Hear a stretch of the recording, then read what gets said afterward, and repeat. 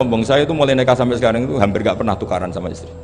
Sama istri saya itu sering bilang gini, Gus, sekali-kali kalau saya ngamuk itu diwales, dilawan, supaya saya punya musuh katanya. Betul ya? Ya saya bilang gini, Allah itu maha baik sama saya. Ketika harmonis, ganjaran saya ya lewat harmonis itu, sehingga saya ngasih uang, menyenangkan Anda. Ketika Anda marah, ganjaran saya lewat sabar. Ya sudah, itu semuanya baik. Kalau kamu marah, saya tidak dapat pahala. Makanya kalau kamu marah tak dengerin, ini cara Allah membuat pahala tanpa bayar, kata saya.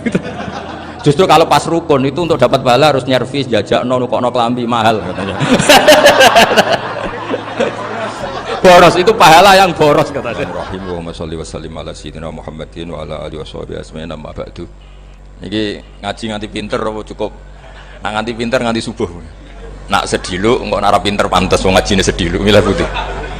Ngantos subuh ke, tapi langsung pinter. Terus termasuk dosane jenengan sedanten itu senengane cerita Nabi Adam. Nabi Adam kok critakno dosane, mulane do kualat. Wong nyeritakno bapake kok nyeritakno napa? Dosane. Mulane kata kiai kualat, wong bapake kok diler-ler napa? Dosane. Mulane nak cerita Nabi Adam niki kedah sempurna. Terus niki kula cicil juz tunggal napa wa 'allama Adamal napa? Asma. Pertama kali hubungannya Nabi Adam kalian Allah Subhanahu wa Ta'ala ini hubungan mengajarkan nama sesuatu. Jadi sampean jangan pakai teori modern bahwa apa artinya sebuah nama. Nama itu penting sekali. Sekali penamaan itu salah berarti Anda menstatuskan secara salah, dan itu berakibat fatal. Jadi semua kesalahan manusia mulai periode syirik mensekutukan Allah itu karena kesalahan menyebut apa? Nama. Jadi misalnya orang Arab itu ada batu tertentu yang dipahat disebut manat. Manat itu dari kosakata manan, pemberi. Yang satu disebut uzza, sesuatu yang aziz, yang agung, sehingga akhirnya diperagungkan. Coba kalau misalnya manat dan lata itu ketemu orang Lasem terus ditanyakan, ini batu apa ini? Dari Purwodadi apa dari Mojokerto? Yang mahat siapa? Ini irungnya tidak pas, ini matanya kok agak picek. Andaikan distatuskan seperti itu, kira-kira disembah apa enggak? Enggak. Iki pas pembuatan ini pati protol terus digenti. Sehingga setiap kemusyrikan itu semua para nabi ngendikan in hiya illa asmaun sammaitumuha antum wa abaukum ma anzalallahu biha min sultan. Sebagian ayat ma anzalallahu biha min sultan. Bahwa kesalahan-kesalahan yang kamu timbulkan itu karena kamu kesalahan bikin nama. Makanya status itu penting. Nanti sampean tahu pentingnya yang saya katakan ini. Nanti setelah sampean mati, nanti mesti nyari saya karena kenangan ngaji ini. Ini Mas Atabik itu mas saya. Beliau seorang dokter, tapi saya tidak akan bilang dia dokter karena nanti anak cucunya inginnya jadi dosen. Tapi kalau saya menstatuskan dia turunan Mbah Sambu, babai wong alim. Wah anak putune arah alim isin. Ya nak di status tau pegawai negeri dosen, anak putune golek duit ya pikirannya kan. Karena status itu mengilhami apa? Status itu karena itu yang dikenalkan. Makanya ini penting. Fir'aun ketika dianggap sebagai Tuhan itu karena dia berhasil menamakan dirinya orang yang nggak pernah sakit, dan dia penguasa. Penguasa itu artinya apa? Dia memimpin sekian orang, akhirnya dianggap Tuhan. Apapun hebatnya Donald Trump, apapun hebatnya Cleopatra, apa Fir'aun, semuanya itu wujidu ba'da alam yakunu. Mereka ada dari tidak ada. Yang seperti ini pasti tidak Tuhan.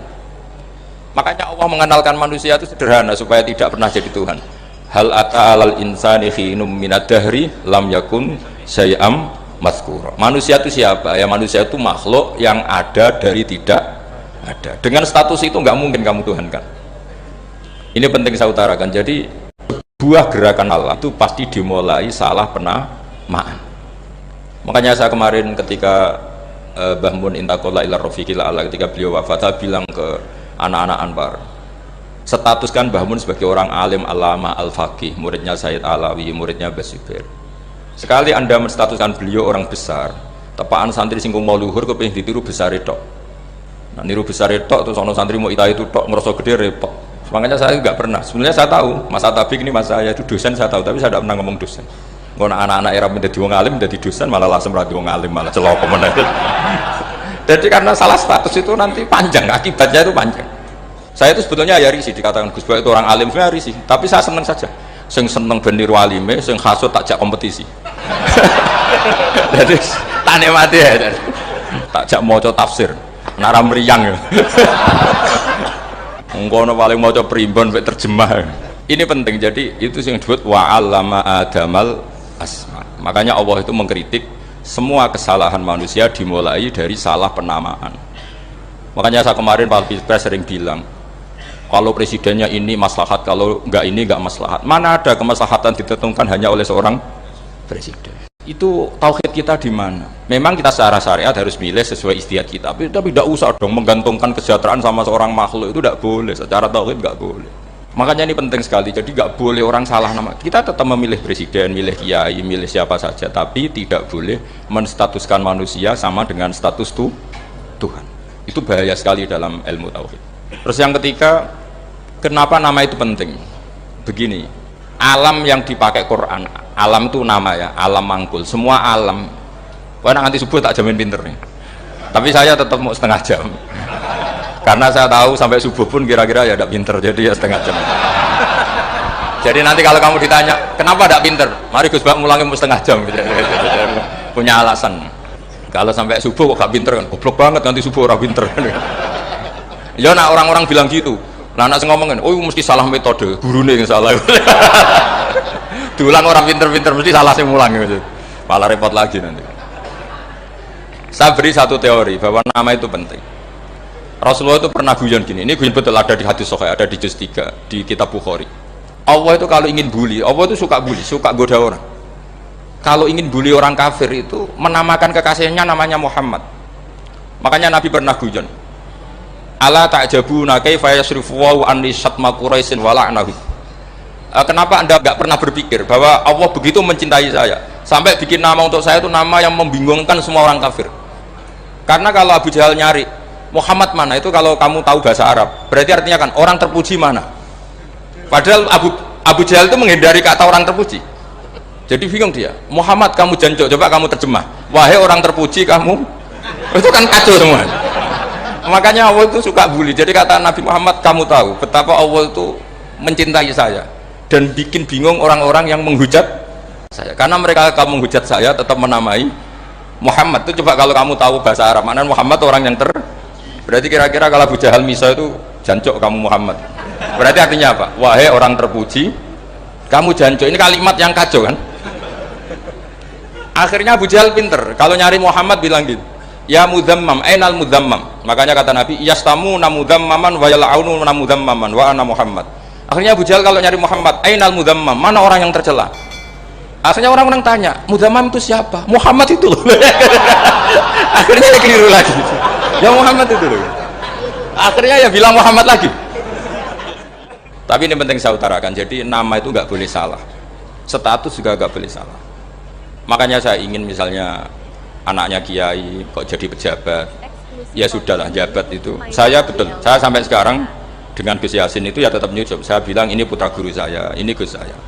Saya tidak pernah membahasakan beliau wakil gubernur. Bahayanya nanti suatu saat, oh ini mantan, kan repot.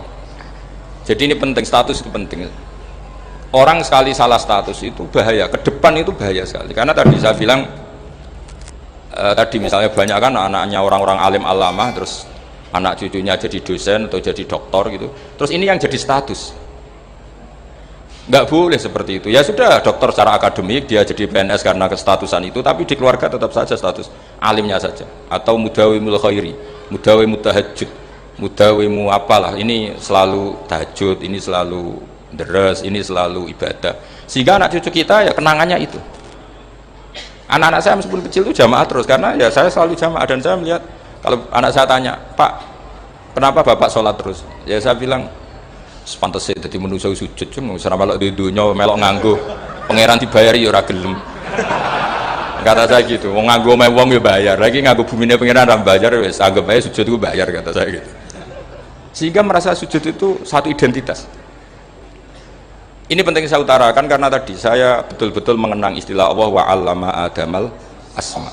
Semua kesalahan itu kata para nabi, in hiya illa asma'un samaitumuha antum wa abaukum. Kita membahasakan misalnya presiden Amerika orang terkuat di dunia, Bagaimana mungkin orang terkuat kemudian nak gak mangan sedino lemes? Hebatnya ning ndi? Iku nak pas mules weteng agak ngising yo lemes. Hebatnya apa? Makanya Allah ketika menerangkan Isa itu tidak Tuhan, itu Allah sederhana cara ngendikan. Karena yakulani to amal masih ibnu Maryam illa rasul. Qad khalas min qablihir rusul. Wa ummuhu siddiqah kana yakulani to. Artinya kalau Isa itu tidak mangan ya lemes. Nak keluarga yo kudu ngising. Lah terus mbok sembah terus piye? Jadi gak kebayang seorang Tuhan kemudian kalau gak makan tuh lemes. Berarti statusnya Isa apa? Orang yang lemes kalau tidak makan. Terus kamu Tuhan kan? Aneh gak? Aneh. Jadi andikan manusia dengan status yang diterapkan Allah, yang distatuskan Allah itu pasti tidak ada yang salah. Karena yakulanit. Saya teruskan ya. Nah ini sekaligus latihan tauhid sama latihan tafsir ya. Saya punya cerita ya tentang nama itu. Ketika seseorang baik sama tetangga, itu kalau sampean seorang mukmin yang mukhlis, mukmin yang ikhlas, pasti ya karena diperintah Allah. Saya ngajar seperti ini karena diperintah Allah. Baik sama pernah sepuh karena saya turunan Mbah Sambu, ya karena menghormati Mbah Sambu. Itu bagus. Sehingga dulu itu ada ulama, saya berkali-kali cerita, ada ulama punya tetangga itu berdua, anak muda. Ya Ahmad, silahkan ke rumah saya. Datang. Setelah datang ke rumah pemuda tadi, kata pemuda tadi, ya Ahmad silahkan kembali, saya ada butuh kamu.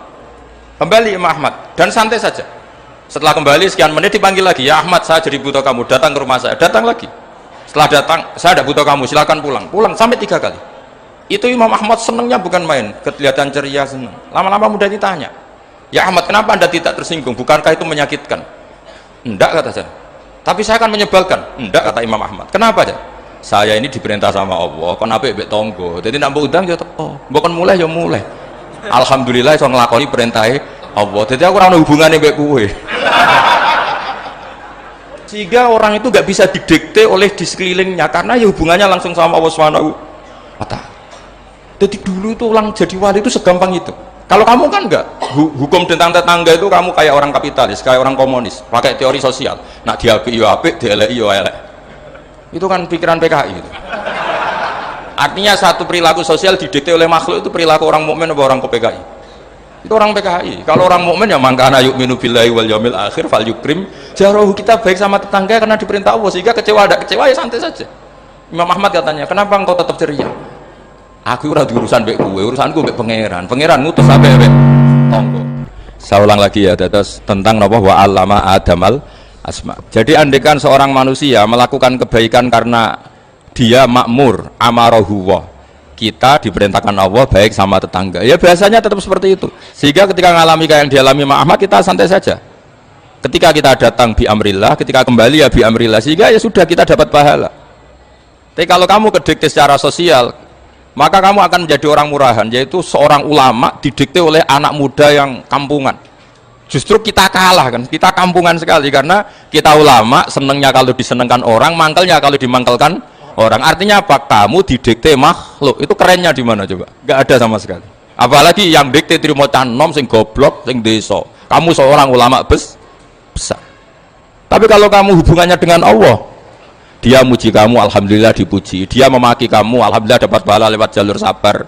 Kan santai saja. Saya berkali-kali bilang, setan itu untungnya tidak pernah ngaji saya. Kalau ngaji dia pasti ngerusak metode, rubah metode. Tapi saya tadi berdoa supaya ngaji ini gak didengar setan. Setan itu ya goblok betul.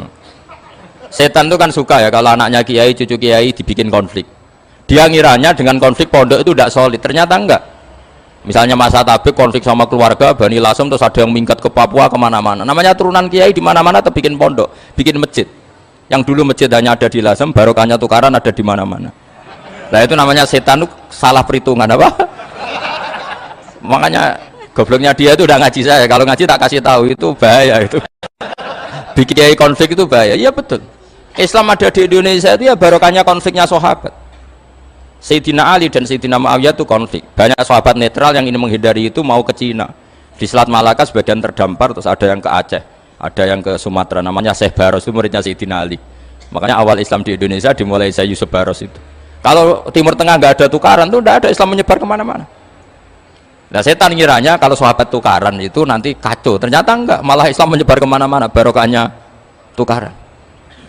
Dulu Solo karena konflik ya banyak ulama yang ke Lasem kemana-mana gara-gara Solo gak kondusif. Akhirnya kayaknya keduman basambu, keduman macam-macam. Sedungak mawon kiai tukaran terus betul apa-apa. Yang penting ora bacok-bacokan, rasanet-santetan wis. Wis pokoke rasan-rasanan ringan ya sudah itu bagus. Memang Allah bikin seperti itu. Enggak apa-apa. Kata Allah wala yazaluna mukhtalifina illa man rahima rabbuk. Kata Allah walidzalika khalaqahum. Ikhtilaf itu barokahnya masyaallah. Kalau saya setuju pendapatnya Mas Atabik, saya jadi dosen. Nanti yang ngaji tafsir siapa? Tapi kalau dia setuju saya, dia jadi ahli tafsir, yang jadi PNS siapa? Ya sudah, barokahnya khilaf. Dia jadi PNS, dia dapat gaji. Tapi gaji itu bisa dihitung. Kalau naik harus tambah prestasi. Kalau saya kiai min haitsu la yahtasib, pasti dapat kaya saya. Karena rezekinya kiai itu tanpa batas. Makanya haji saya itu plus. Saya itu tidak kaya, tapi haji saya haji plus. Masa tapi paling reguler. Karena rezekinya kiai itu min haitsu la yahtasib. Makanya saya pernah disoal sama teman-teman dosen di UI. Bapak kok berani pulang ke Rembang? Kiai itu kan rezekinya agak jelas. Kata saya justru agak jelas itu bagus. Kalau sampai